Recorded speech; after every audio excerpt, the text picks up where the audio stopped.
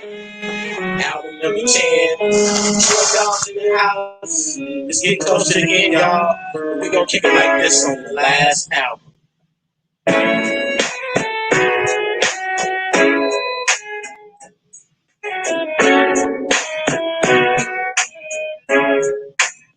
Now let me holler at you, pilot. Spit this game, been you here for a minute.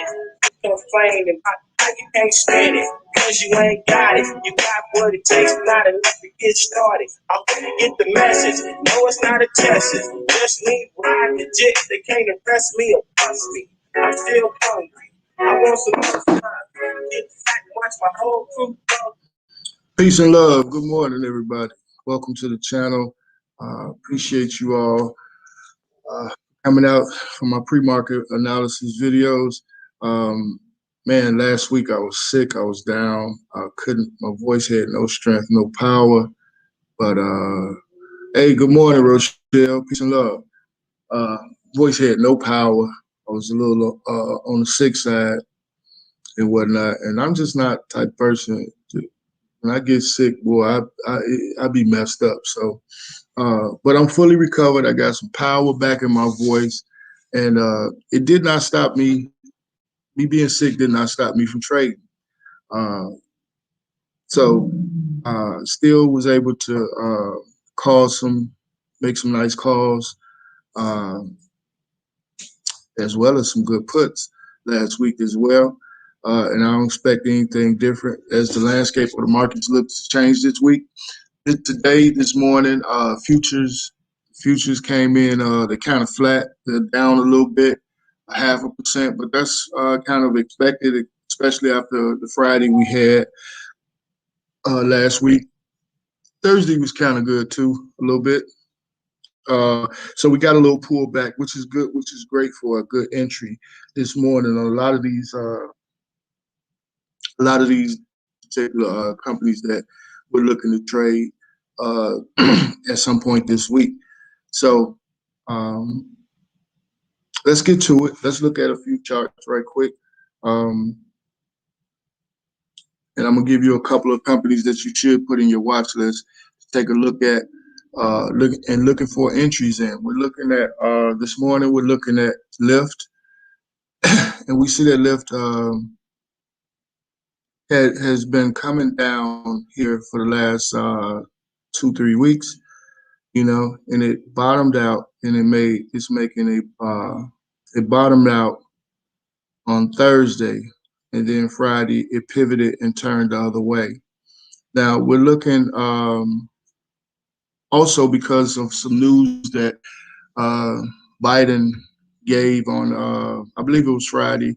The news came out that they have some type of partnership, him and Uber and Lyft with the government. They have some type of partnership with taking people to, I believe it's Walgreens or CVS, one of the pharmacies, to get their vaccination or whatever. Woohoo, yeah, great, Lyft. But this chart is showing me that it has pivoted and whatnot. So we want to catch this thing. We want to catch this run up early and get involved in this thing. So we're looking to enter this. Hopefully we get a nice pull back to around 47-ish, 48. I don't expect it to pull back that much. I could dream though. I can hope and wish, but that's neither here nor there. Looking for a optimal entry as we look into this trade this morning. Also, this week we're looking at Zoom. Zoom is another one we're looking at this week to get traded in. And Zoom trades on the Nasdaq 100, and a lot of people, for whatever reasons, they, one of the things that I do is I tend to tune out a lot of talk, right? Because people have you out here believing things that's just not true, right? They'll tell you, tech down, tech down. Okay, yeah, tech was down. Tech is not going to be down forever. Tech will rise again. And Zoom is one of those companies, and I believe we're catching it at a good time. We're catching it off of this pivot from bottoming out down here at this level of support. We're catching it bouncing off of a level of support. If you look over here, you see that this is a level of support. So they have earnings coming up, I believe on the first or the second, about a week away. So I expect to see some uptick on this thing. And we know how Zoom runs during earnings anyway. So this is definitely something you should put on your watch list for this week. I plan on going in today and see what it do. If it shows me what I want to see, if it's doing what I want it to do, then I'm going to stay in it. And you should be able to get an entry right around 304, 305, right about where it is right now, which is a support level as well, and expecting this thing to take off from there. Be careful with your entries. Pay attention to what the markets is doing. Pay attention to what the NASDAQ, the S&P, and what the Dow is doing, especially if you're trading something that's within one of those indices. So, should I go over another one? Let me share what we were in last week. Last week, we went into calls on Intel, and we see that Intel came down from a nice high, and it bottomed out right here at this support level, and then it pivoted and it's turning the other way.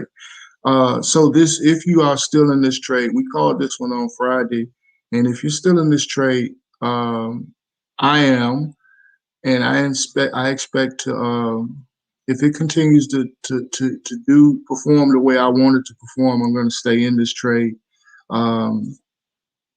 We got to look. I believe we can swing this thing for a few days, maybe even a week. But don't be too greedy. Pay yourself. Don't get too caught up into the rush. Take your percentages. Don't lose. Manage your risk. Don't set your stop losses. Things like that.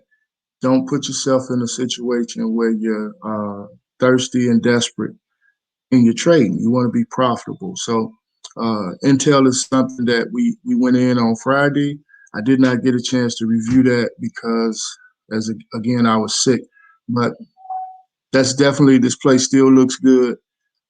Just putting that out there. So put that in your watch list as well. We got Intel, we got Zoom, we got Lyft, and quite a few other companies we're looking at to trade. So that'll conclude this video for the day. It's very important that you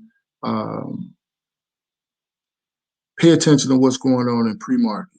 If you're trying to make a decision, a determination on trading something, you should go and look at it in pre-market, especially the last half hour of pre-market, and get an idea of anticipating what's going to happen at the open and things like that. Don't be in a rush. Be patient with your entries because that's where you get your money at off the entries. So anyway, I've kept you all too long. Hit the like button, hit the share button. Let's grow this channel and whatnot. At the end of the weeks, I'll be doing a weekly recap of all the plays that I put out during the week, and I'll show you the percentages of those plays that was called and whatnot, and why you should be a part of the TRU Trading Group. Peace and love, you all, and I'll see you in the morning.